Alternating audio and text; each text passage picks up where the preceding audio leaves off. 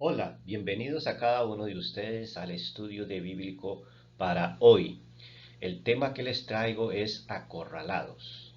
Es posible que en nuestras mentes no llegue ningún pasaje que haga alusión a este tema o a este título, acorralados, pero vamos a ver de qué se trata en uno de los pasajes muy sobresalientes de los Evangelios.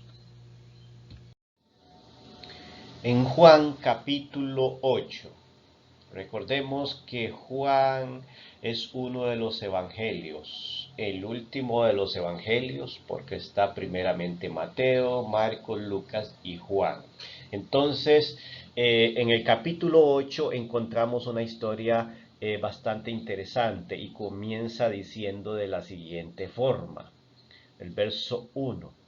Pero Jesús se fue al monte de los olivos, y al amanecer vino otra vez al templo, y todo el pueblo venía a él, y sentándose les enseñaba.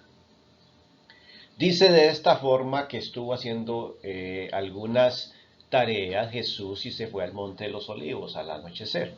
Pero en el verso 2 dice que al amanecer vino otra vez al templo. Cuando dice otra vez es porque Jesús casualmente pasaba por ahí varias veces a la semana, al día. Estaba constantemente en el templo, a sus alrededores, junto a las sinagogas, enseñando al pueblo como él solía hacerlo. Dice que todo el pueblo venía a él. Ya tenía un gran rebaño de personas que lo escuchaban de forma atenta, otros lo escuchaban por curiosidad, otros con dudas en su corazón, pero algunas particularidades de aquel hombre le atraían, cómo hablaba, qué sabiduría tenía y cómo enfrentaba a los religiosos muchas veces. Dice que sentándose les enseñaba de una forma relajada al estilo judío. Ellos, o Jesús más bien, les enseñaba a todo ese pueblo. Y sigue diciendo el pasaje, los escribas y los fariseos trajeron a una mujer sorprendida en adulterio y poniéndola en medio le dijeron, Maestro, esta mujer ha sido sorprendida en el mismo acto del adulterio. Yo no sé cuál era la expresión de Jesús en ese momento y de todo el pueblo al cual Jesús les estaba enseñando.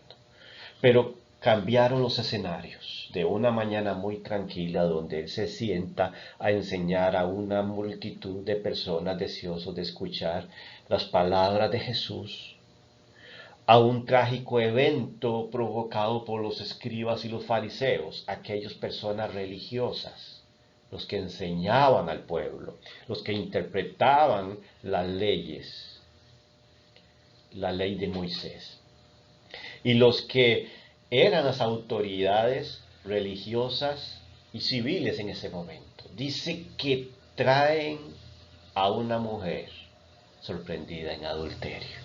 Ya el escenario se puso un poco pesado. Aquella mujer humillada en medio de todas las personas, de toda la gente. Ella como judía sabía lo que le podía pasar.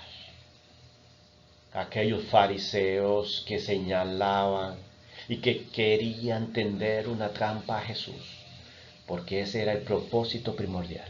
No porque se preocuparan porque esta mujer estuviera pecando o no estuviera pecando, porque de hecho no trajeron ni al hombre que estuvo con ella.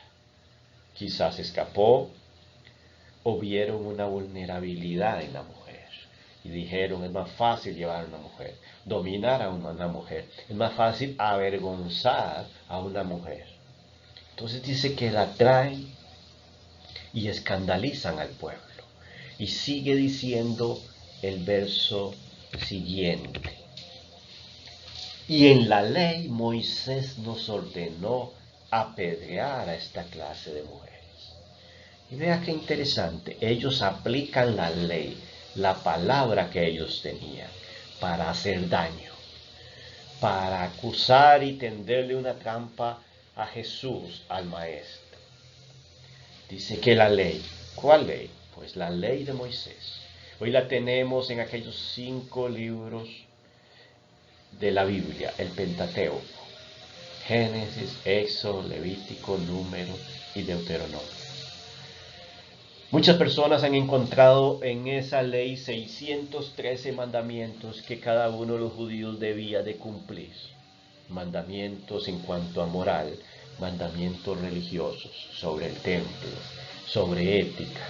Pero cada uno de ellos tenían que cumplir esos 600 y algo de mandamientos. Sin embargo, dice que estos hombres se interesaron en uno de los mandamientos que cuando a una pareja se encontraba en adulterio debería de morir. Y ellos dicen, esta mujer debe de morir. Al final vamos a ver el pasaje donde está esta ley. En el Antiguo Testamento donde aparece esta ley. Ellos estaban basando en algo real, en un texto. Sin embargo, era una trampa. Y vamos a ver en qué consistía esa trampa. Y le hacen la pregunta clave. Jesús, si en la ley está apedrearla, tú pues, ¿qué dices que hagamos? Tú pues, ¿qué dices? Y a Jesús lo encierran de nuevo, lo acorralan. Ya la mujer fue acorralada ahí en medio de todos, pero a Jesús también lo acorralan de una forma muy audaz. Le dicen, tú pues, ¿qué dices? Y Jesús tenía 2 formas de responder, pero las 2 formas eran arriesgadas. Si Jesús decía, hagan como dice la ley de Moisés, que la apedreen, entonces esa mujer iba a morir. Y Jesús iba a ser acusado ante el Imperio Romano, porque ningún judío podía condenar a muerte a ninguna persona si no pasaba por el dictamen romano. En ese momento esa mujer tenía que morir entonces, si iba conforme a lo que la ley decía. Y si Jesús decía, déjenla ir, por su misericordia, por su amor, por lo que fuera, por su perdón, entonces se iba a echar encima a todo el pueblo. Iban a señalarlo como aquel maestro que hablaba de la ley, pero que quebrantaba la ley a su antojo. Perdía aquella autoridad delante del pueblo y de los fariseos, y podían acusarlo de haber blasfemado contra la ley, de haber quebrantado ese mandamiento. Entonces Jesús no tenía salida. No tenía una posibilidad aparente para responder. Señor, ¿tú qué dices? Pero la respuesta más brillante viene a su cabeza y la pronuncia. Y ahora vamos a ver qué es lo que dice Jesús. Pero vea que el verso 6, antes de que Jesús pronuncie, aquí el autor Juan aclara la intención de los escribas y los fariseos, que no era limpiar el pueblo de Israel, juzgar de una forma adecuada, sino que dice, decían esto probándole para tener de qué acusarle. Es decir, no le interesaba lo que decía la ley, era para poder acusar a Jesús, lo que estuvimos viendo antes. ¿Cuál fue la respuesta de él? Sabiendo las intenciones Jesús y los pensamientos de aquel público que acusaba a la mujer, él se desinteresa y les da, como quien dice, la espalda e ignora el problema con la siguiente actitud. Dice el texto, pero Jesús se inclinó y con el dedo escribía en tierra. Él dice que se agacha y ahí en el suelo y comienza a escribir.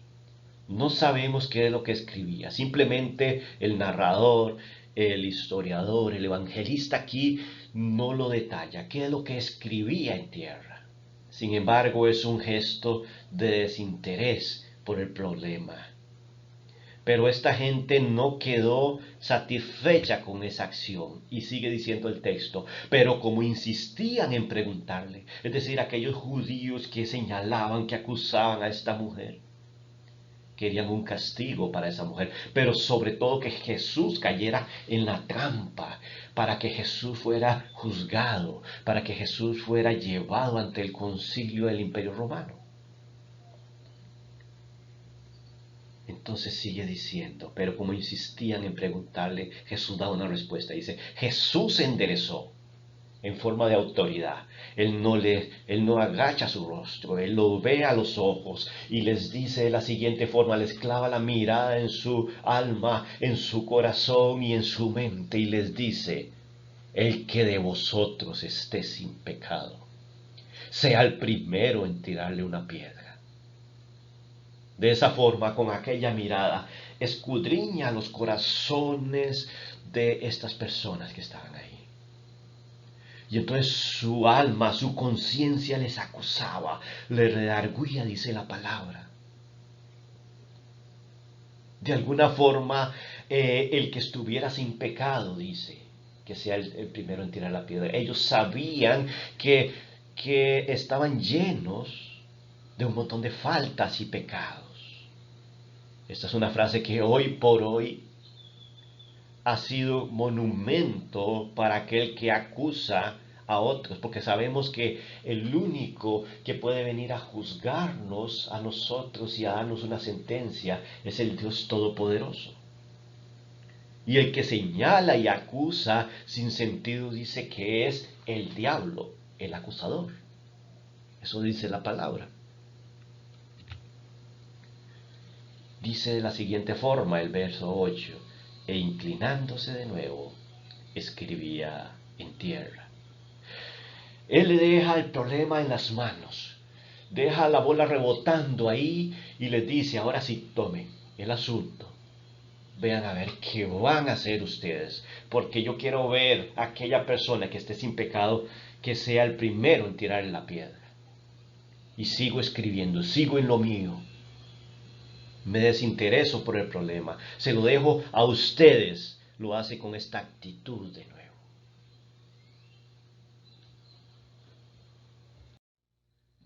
En el verso 9 dice, pero al oír ellos esto, redarguidos por su conciencia, se fueron retirando uno a uno, comenzando por los de mayor edad, y dejaron solos a Jesús y a la mujer que estaba en medio.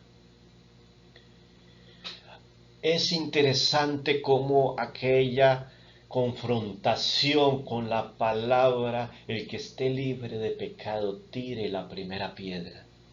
Estas personas que estaban listos para castigar a aquella mujer y llevarle a la muerte, dice que les redarguyó su conciencia, fueron destapados sus pecados también ocultos.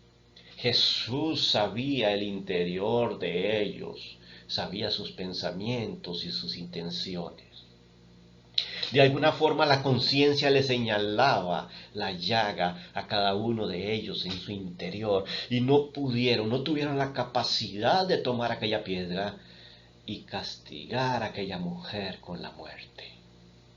Dice que se fueron retirando uno a uno, comenzando desde el mayor. Quizás aquellas personas mayores, más conscientes, con más experiencia, reconocían su falta o eran un poquito menos orgullosas que los jóvenes, que en muchas instancias creen saberlo todo y por su edad inmadura creen no cometer errores. Pero dice que al final los dos grupos, todos se fueron, los mayores y los menores. Dice que dejaron solos a Jesús y a la mujer en medio. Ya Jesús tenía que dialogar con esa mujer y ella estaba esperando en algún momento que Él la condenara y comenzara a tirar aquella piedra, porque ella sabía que este maestro, este rabino, este hombre que sanaba a los enfermos, que levantaba paralíticos y que hacía grandes obras por medio de Dios, era una persona que tenía autoridad para tirar esa primera piedra, pues estaba limpio, sin falta. Sin embargo, dice que Jesús, enderezándose, le dijo, mujer, ¿dónde están ellos? ¿Ninguno te ha condenado? Y ella respondió, ninguno, Señor. Jesús le hace ver a la mujer que aquellos hombres estaban igual de manchados que ella, que aquellos hombres no eran justos a pesar de que se creían justos, porque se retiraron. Y él le dice, ninguno te ha condenado. No les creas, ellos no son lo que parecen. Ellos también están manchados. No te sientas mal. Y ella reconoce, Señor, ninguno me ha condenado. Y Jesús hace la declaración más dulce y la declaración que lleva un contenido alto en misericordia. Y es la siguiente. Entonces Jesús le dijo, yo tampoco te condeno. Quizás aquellos ojos de la mujer se abren de una forma grandiosa, porque estaba escuchando de la voz de aquel maestro que él no la condenaba, de aquella persona que era justa delante de todo el pueblo, aquel Hijo de Dios sin mancha, que no tenía pecado, quien tenía el poder de condenarla a la muerte, le había perdonado su vida. Y dijo, yo tampoco te condeno. Jesús hoy no quiere ver tu falta. Él quiere que lleguemos humillados, diciendo, Señor, perdóname. Hoy quiero entregarme a ti. Hoy quiero entregar mi vida como Señor y Salvador que eres.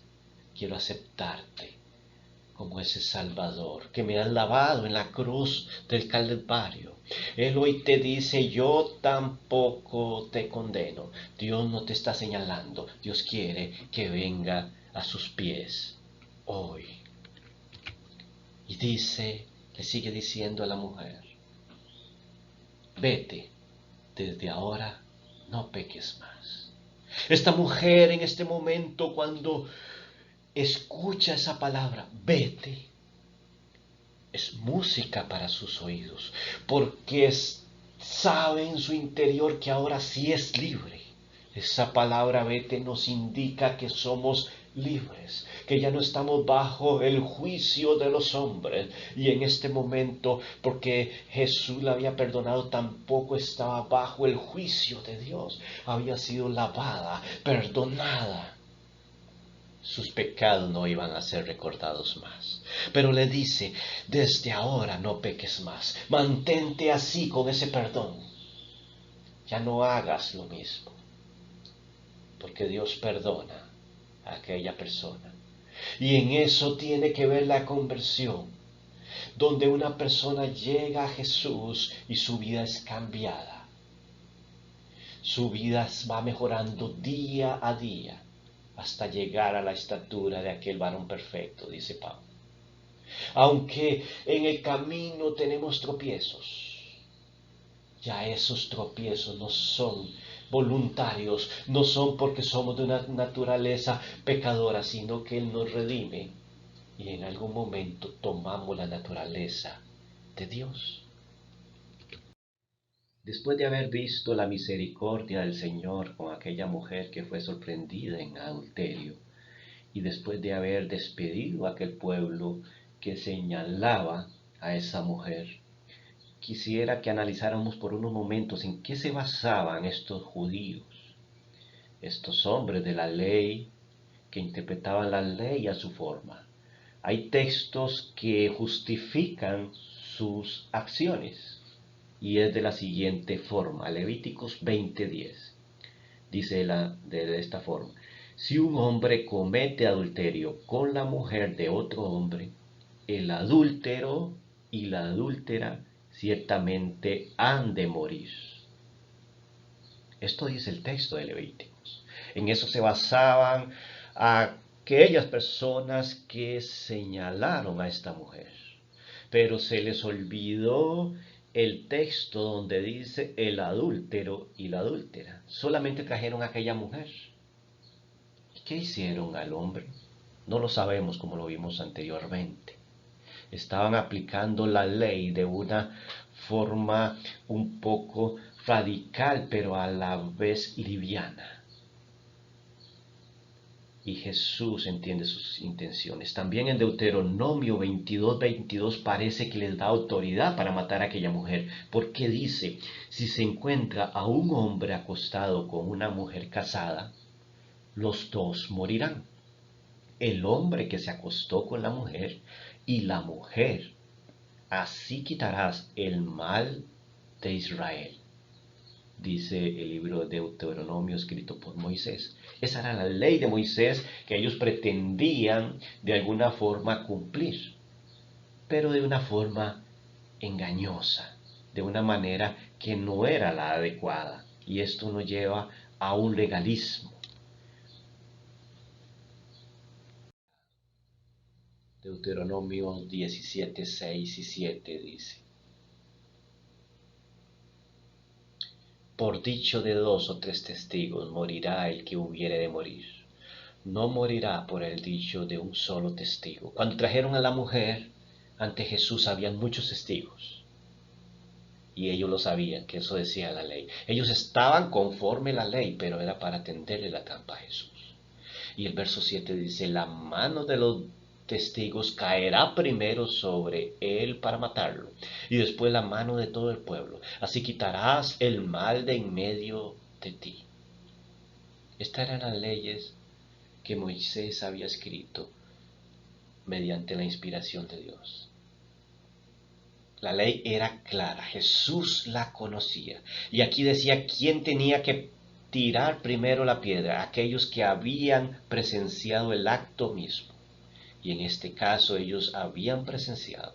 La ley no podía ser quebrantada, sin embargo, aquel maestro, aquel quien daba un nuevo sentido a la ley, la interpretó. Y aquellos quienes acusaban no tenían la autoridad para aplicarla. Usted que me escucha, solo Dios te puede juzgar. Nadie tiene derecho a señalarte. Nadie te puede señalar lo que tú haces o no haces. Delante de Dios nos presentaremos en algún día. Y Él será quien nos juzgue. Quien nos liberta o quien nos condena. Solo Dios tiene el poder de perdonar los pecados. Quisiera llegar a 4 conclusiones importantes, enseñanzas que están en el texto ahí directamente. Quisiera compartirlas con ustedes en estos minutos que quedan.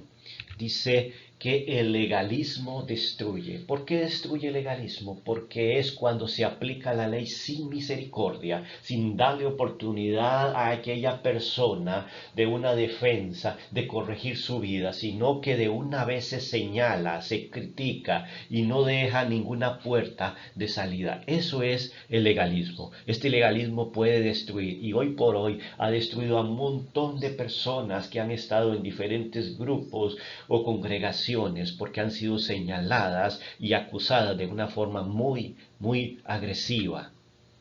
También la palabra es para restaurar y para no condenar. Tenemos que entender eso. La palabra de Dios, la Biblia, primeramente funciona como bálsamo, primeramente funciona como consejo, como instrucción, como corrección y nunca va a ser para condenar. Recordemos que el juez justo es el Señor y Él tendrá un momento para condenar. Es cierto, la palabra habla de disciplina. Es muy diferente la disciplina a la condena y tenemos que saber aplicarla en su momento.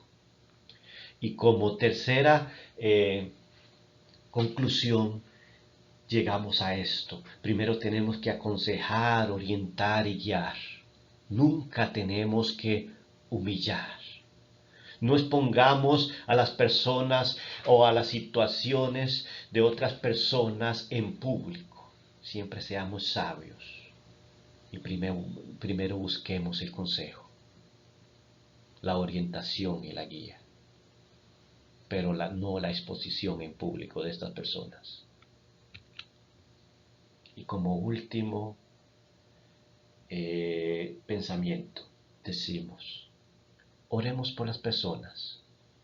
no las acusemos delante de Dios. Y es que la costumbre humana es que si aquella persona hizo un mal, la acusamos delante de Dios y le decimos, Señor, mira a esta persona, castígala conforme tu justicia, mándale esto y esto. No, seamos benignos y oremos por aquellas personas para que cambien de actitud, para que puedan tener un arrepentimiento genuino, para que puedan ver la luz de Cristo. Nunca las acusemos delante de Dios. Recordemos que el que acusa es el diablo, ese es el acusador por excelencia. No le sigamos el juego al enemigo, oremos por aquellas personas, incluso por nuestros enemigos.